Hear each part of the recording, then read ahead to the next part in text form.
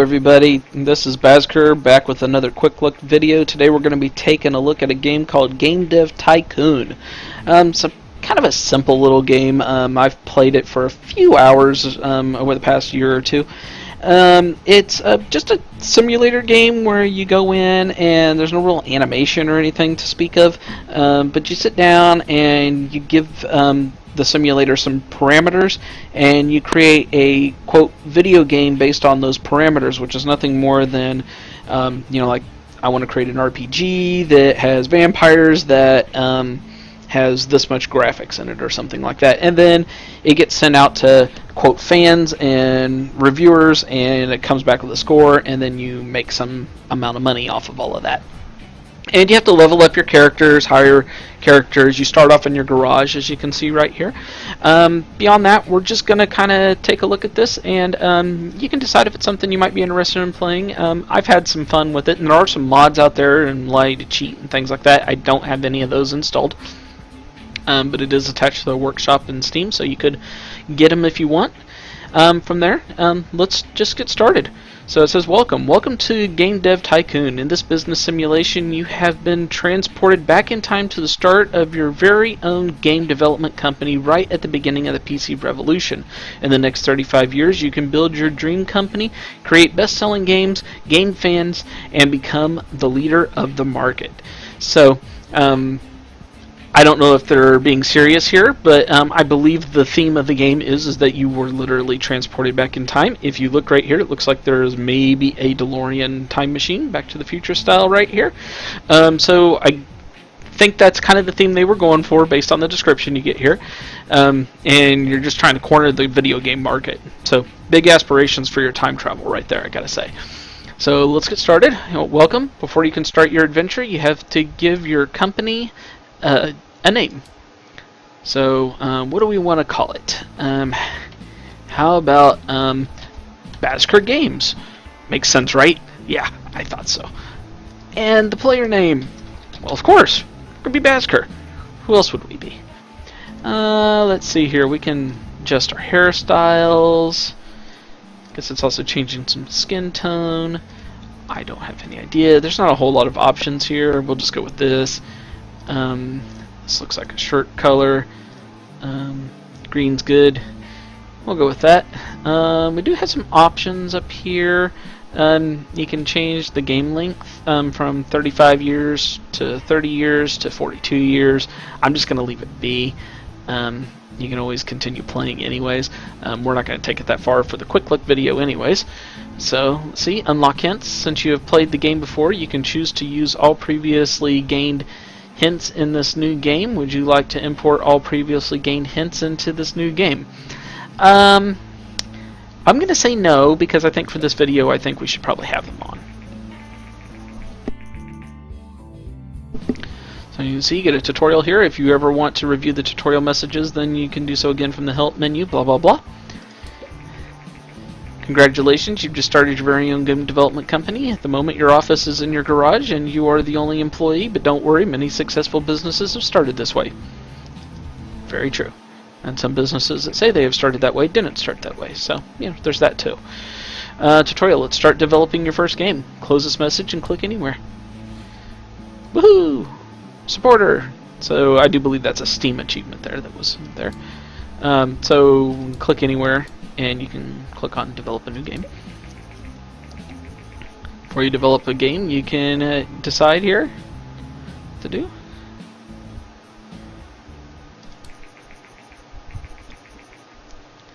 Initial options are limited. That's cool. So you come in here to the game concept, give the name a game. Now, one thing I kind of think is probably the topic of the game is best to pick first, and then you come up with the name of your game. I'd reverse the order of these, but it is what it is. So we can do hacking, virtual pet, werewolf, or ninja. I do believe there's some randomness to this. I don't think it's the same options every time you start a new game. I could be wrong. It's been a while since I've played, but I was thinking these were not my options the last time. Let's go with ninja. Ninja seems like a good classic game. So let's do, what do we want to call it? A ninja. Ninja what? How about Red Ninja? Sure. Pick a genre. Is it an action, an adventure, an RPG, a simulation, or a strategy? Kind of thinking a simulation and a strategy is probably not the way to go for a ninja game. There is some combinations of these things, and you will find over time which combinations tend to work best. I believe there's some randomness in that simulation as well, so one combination might be good this game, but maybe the next game you play, maybe people don't find it all that interesting, so something to keep in mind. I think it would work great as an action game, so we're going to go with an action ninja game called Red Ninja, and then we got to pick our platform. And you only have two choices here at the beginning. You got to remember, this is early in the computer age. So we have a G64 and a PC. Now, the G64 is essentially a Commodore 64. And it has 56% market share. Now, because we're from the future, we know the Commodore 64 is not going to really last, and the PC is going to take over the world. But still, it's early on. It's got a higher development cost, but it has more market share, which means more people are going to play your game. So I'm going to go ahead and select the G64. And as you can see up here, we have 70,000 cash. So we're going to click Next here. And then we get to decide, do we want to make a text-based game? So that'd be like your Sherlock Holmes game, if you ever played that, and I'm really dating myself probably there. We actually used to play that on Commodore 64. Oregon Trail kind of game, probably not the best for our ninja game here. We're an up-and-coming game designer. I think we should spend the money on 2D graphics. So yeah, let's do that. And you can see he'll start popping up little circles here, and they go up to the various areas. You'll run through 3 stages of development. At the beginning of each stage, you can decide what areas of the game you want to focus on. Picking up the right focus on the game can greatly increase the points you generate. So we'll see that in a minute. Think about the areas that are important for your game. Decrease the focus on areas you think are less important. So if you don't think story is going to be all that important, you can lower that, but you can increase the graphics off the wall kind of thing. So that's that. So you get this. So as you saw, those circles came up. We got an orange and a blue one. One of them went into design. One of them went into technology. One of them you never want to see is bugs. But you are going to get some. And the longer you sit there and let your game be developed on, the bugs will go away. And that's good. But also the longer you sit there, he can basically get tired, and it can feel redundant for him. And you'll see that he starts getting more bugs. So you got to find a balance. There is a little bit of balance in this game. It looks simple, but it's kind of deceptive at times. So here we go. Development stage 1, Red Ninja. It's an action game. Right now, everything's middle of the road. But here's what I'm thinking. I'm thinking we don't want to spend so much time on the story.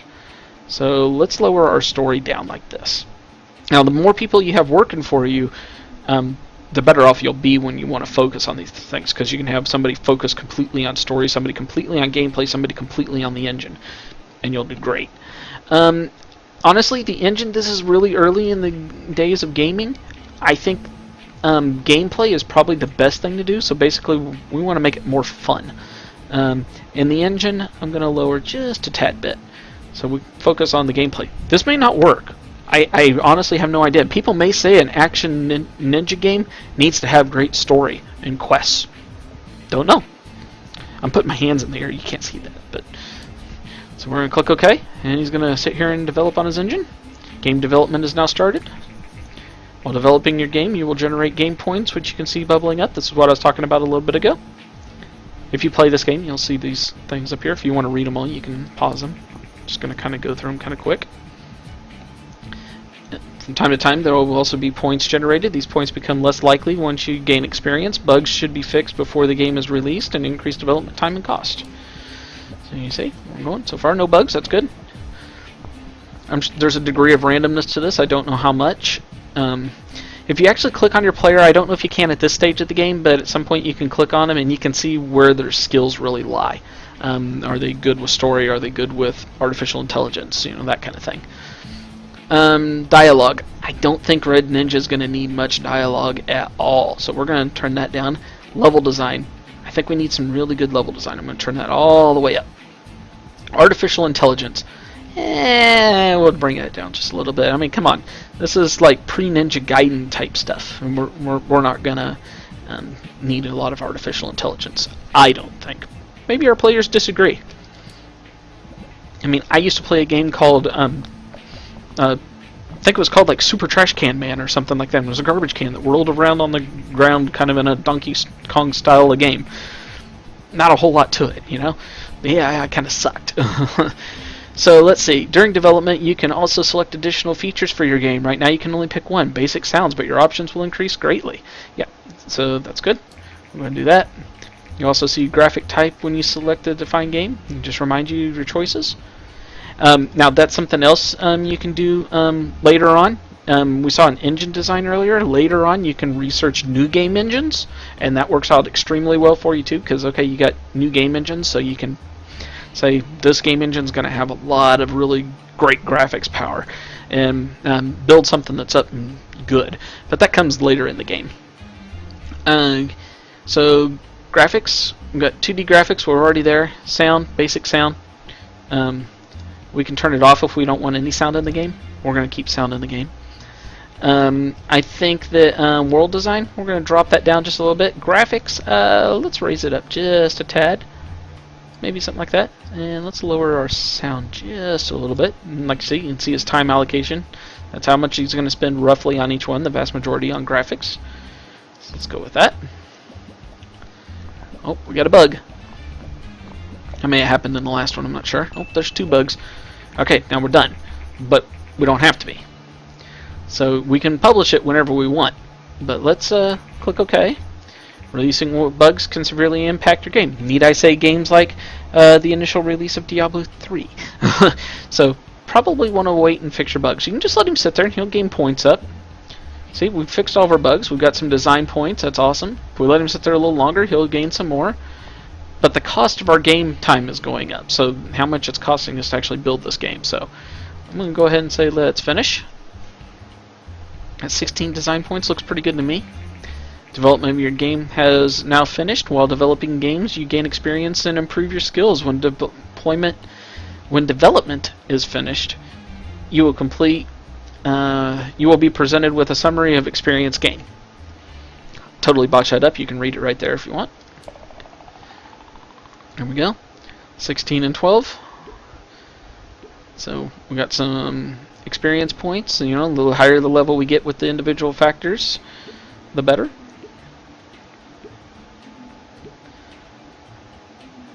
And this is how much experience I've gained as a worker. New topic, new combos. So the more often you work on new combos of stuff and new topics of the game, the better off you'll be. Now we could trash the game if we want. We don't have to continue playing. We could also rename the game at this point if we want. I don't know how much goes into the name of a game, into the simulation itself. Maybe nothing. I'm not sure. But I just like to try to make something that's going to sound cool anyways and fits the theme. So I wouldn't want to make a ninja game called Toaster Man. You know, I don't know if that would impact the game or not. Probably not. But there may be some keyword things in there that it does pick up on. I'm not sure. Release the game. So we're going to do that. We're going to say release the game. Oh, good judgment. Create a game with a good topic genre combination. Apparently we did okay. Game is now complete and will be handed off to publishing. You should see reviews and sales coming in for the game soon.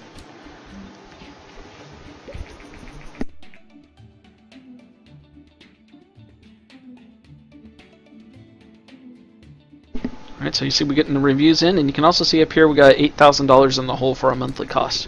We're down to $11,000 cash. 7. 7's good. 10's the highest you can get. It's beautiful. Good game.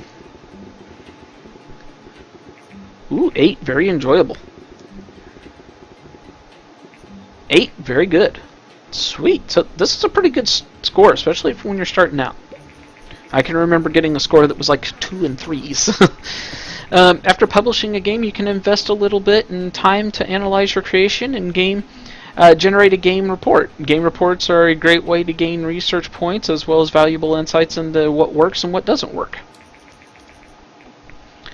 So basically you can just click anywhere and you'll get your menu up again. Let's go ahead and generate a game report. That's just something we should do.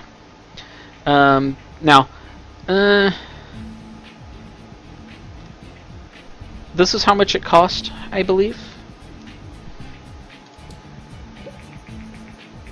Basker Games, a newcomer to the industry, has just finished their first game, Red Ninja. The game received favorable reviews. With such a good start, Basker Games are sure to gain fans quickly. Yes, we can generate our report here. And getting some research points.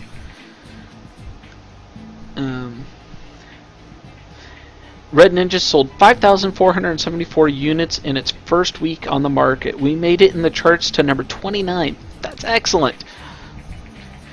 Now that your game is on sale, you will receive the income from the game every week. You can see how well your game is doing by looking at the sales graph in the upper right corner. So this is up here. You can see where it's selling. It sold 5,500 copies, and it's made 38.3K. It's got 37 fans. Now, eventually, you can even do things like go to game conferences and stuff. Set up a booth at a conference, and you can, of course, entice fans to come along, and then that will create hype for your game. You can also do interviews with journalists and things of that nature in the game. They're kind of like random events, but they do come up. Red Ninja was so successful that we have now won 37 fans. That's excellent. There we go. Got our game report. Our post-release analysis of Red Ninja is complete, and we got the following results. Ninja and action is a great combination. Dialogues seem to not be all that important for this type of game, which we didn't really expect that they would be, which is why we didn't focus on them. And you can see we were up to 9.6 thousand copies here. There we go. The game reports are a great way to gain more research points and new insights. It pays off to generate a report for each new game. Now that you've completed your first game report, it's a good idea to look at the research menu. Open the research menu, close this message, and click anywhere to bring it up. Ninja achieved a company sales record with 10,000 units sold. Considering it's our first game, anything would have been a record. But this is an important milestone in the history of Basker Games. Now if I click here, you can see what this will keep going. Eventually it'll go off market, but for right now it's okay. Now if we go in here, we can research.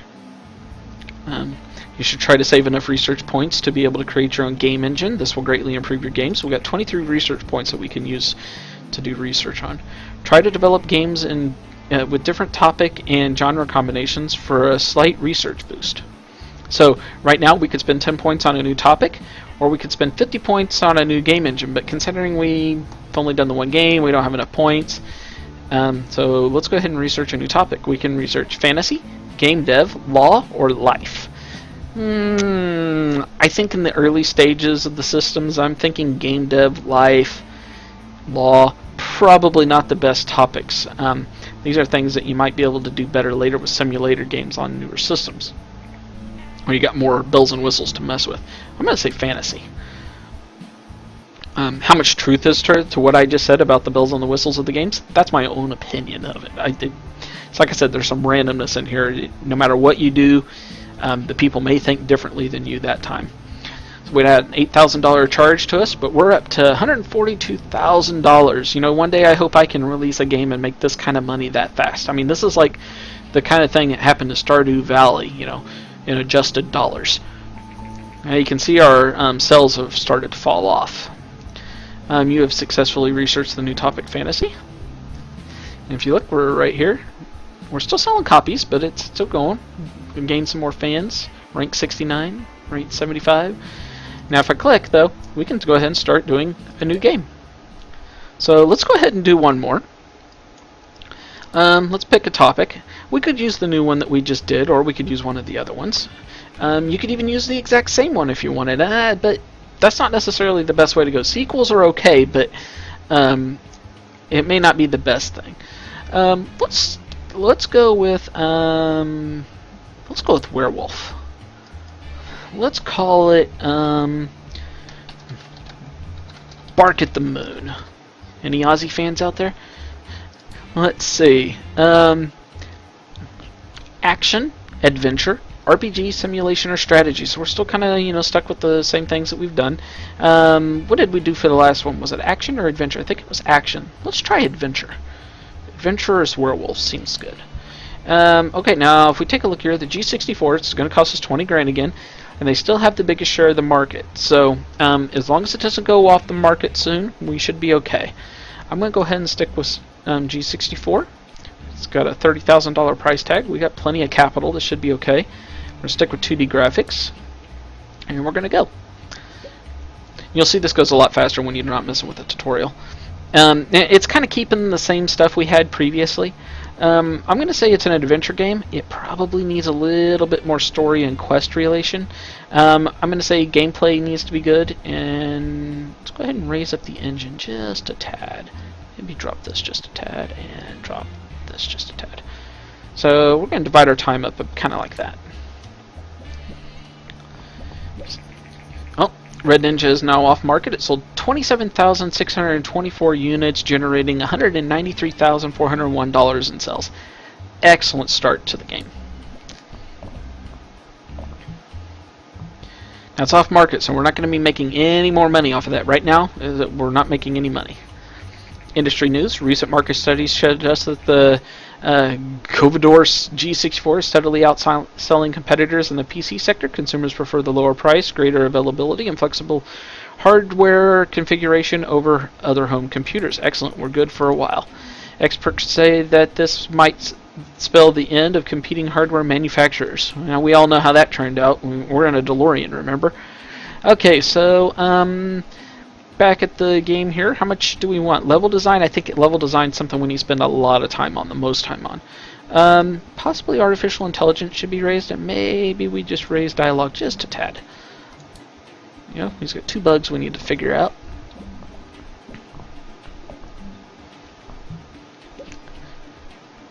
And here we go. We got world design, graphics, and sound. We're still just on basic sound and graphics here, so when take a look at this. You know, I think it's an adventure game. Maybe we don't need quite as much graphics. Maybe a little bit more sound, and possibly a little bit of world design here. Just kind of even it out a little bit more. You'll know what your people start to like the more you play, and the more games you build. Well, we could finish, but we're not going to do that just yet. We're going to get rid of those bugs. As long as he's popping out bubbles at a relatively good speed, I'm going to let him sit there. Kind of looks like he might be about done there. He will pop out some more stuff over and over again, but let's see, according to rumors, the Japanese company Ninvento, you can see that there's lots of plays on games that you actually know. Ninvento is planning to launch its very own home gaming console. Ninvento is known for the widely successful arcade game Dinky King. Or maybe Donkey Kong? Let's see. We've kind of entered in an ultraverse, and you know, on top of being back in time, I think. Many industry experts doubt the home gaming consoles will take off, but we are eager to see what Ninvento will deliver. Yeah, at some point, I think we'll probably invest in Ninvento. So we're going to go ahead and finish here. We got Bark at the Moon. It's ready to go. We got 7 technology and 11 design.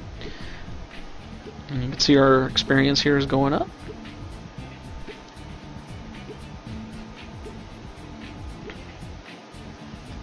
Alright, do we want to trash the game? Nah, I don't think so. I think we're going to release it. You could redo it, and you end up gaining research points and stuff off of that, but first reviews for our newly released game, Bark at the Moon, came in. Let's see how we did. Uh-oh. Pretty bad. Boring. Utterly uninspiring. Uh-oh. They shouldn't forget about dialogues. Okay, so apparently adventure games should have better dialogue. Something we need to know. You learn from your mistakes and you move on. We're going to go ahead and click OK on that, and we'll see what happens here. I'm going to go ahead and come in here. I'm going to generate a game report. Could go back and... No, apparently we can't go back and look at the older game. I guess because we've already created a report on it is why. You can see it cost. We made $11,000, but we've lost $42,000, so it's not good. Not selling very well. But sometimes what the reviews say are not what fans say, too. That's something to keep in mind. I mean, it's just like the real world. Our post-release analysis of Bark at the Moon is complete. We got the following results. werewolf and adventure is an okay combination. Level design seems to not be that important for this type of game. That was one of my big screw-ups. Platform genre match, G64 adventure was great. We got us some research points. We got money still coming in. Let's go ahead and develop another game, or this one's coming in. We may not finish this next game, but we'll do it here. We're definitely not going to do werewolves again. Let's go with fantasy. Let's go with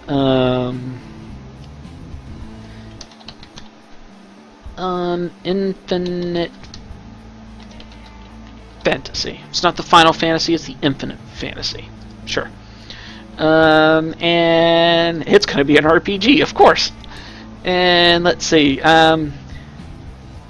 We don't know about RPG simulation or strategy yet.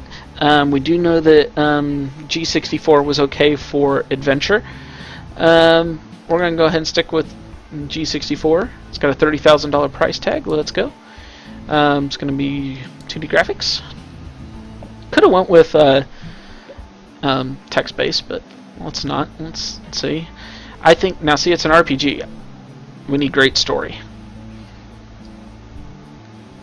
Lower down the gameplay. Maybe just kind of even these out just a tad. Something like that. Give us a little more story and quest design. Today Ninvento has confirmed recent rumors and announced their plans to release a new home gaming console called TES early next year. The console features cartridge-based games and a uniquely designed controller. Looks familiar?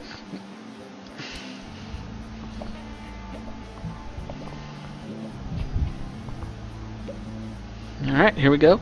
I have a feeling that an RPG, fantasy RPG in particular, dialogues are probably going to be pretty important. Let's do something like that. Maybe, let's do this. Artificial intelligence probably isn't going to be all that important. Let's try that. Just 1 point off in either direction could make or break your game design. Alright, there we go. Graphics, sound, world design. I'm going to say sound's probably pretty good. Graphics, probably not that much. World design, raise that up a little bit. Maybe give it a little more sound. Maybe something like that.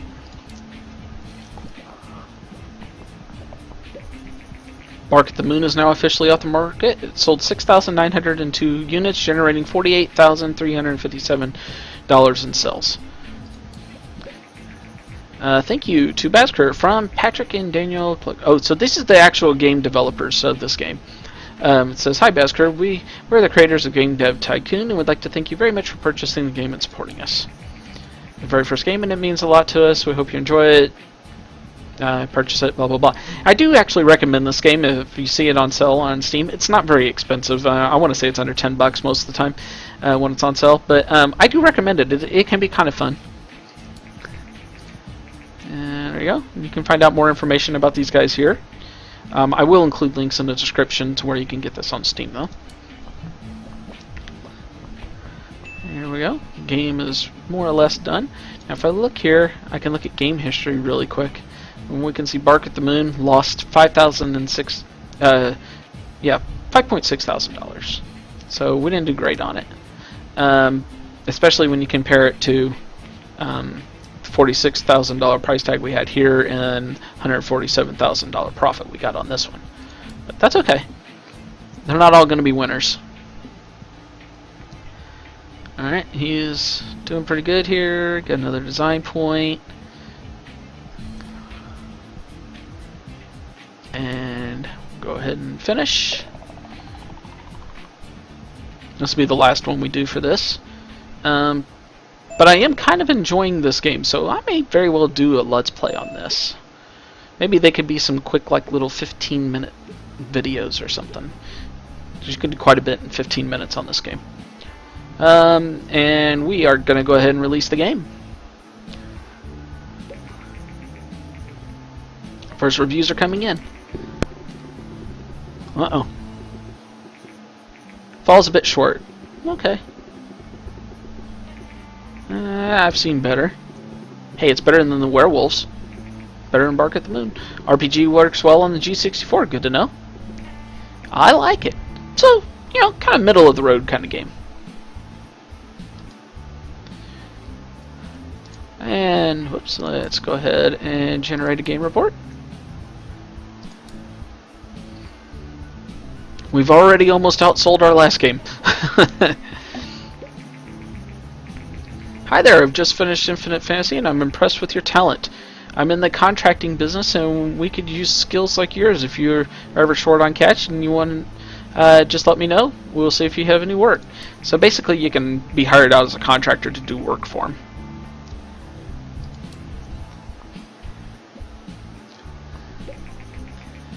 Our post-release analysis suggests this. Fantasy and RPG is a great combination. Artificial intelligence doesn't seem to be very important, and the G64 RPG combo is good. Now if I click on here, you could go into find contract work. It's a great way to earn some extra cash. Can also be useful to generate a small number of research points.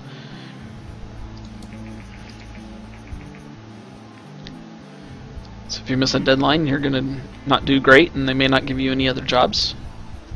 So we'll go in here and look. You can see that this one has a $8,000 penalty, but they're going to give you $21,000 if you do good at it. And you're going to get 18 design points and 3 research points, I think, is how that works. Game backdrops. You could come in here and look.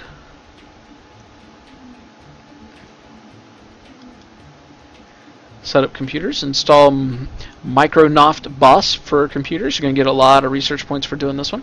So let's go ahead and just do this really quick. Oh, the Ninvento is out.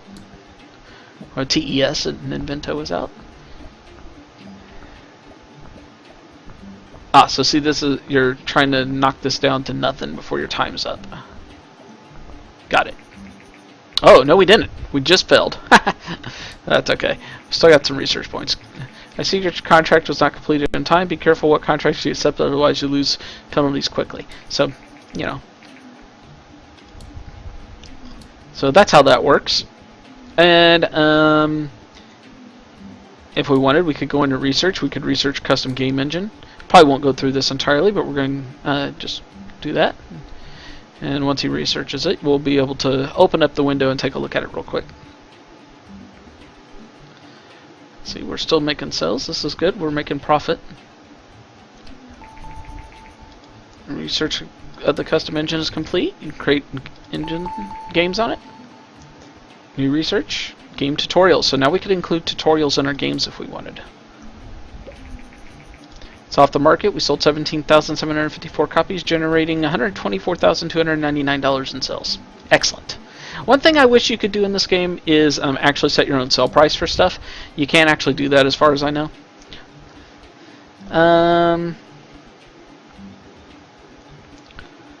So now we could come in here and create our new game engine. And we're not going to actually do this, but we could say, okay, we're going to have 2D graphics in it, some linear stories, save games, and we're going to call it the horseshoe. Sure. And then you can sit there and research it. You go through. And then you can use that to make your own games on.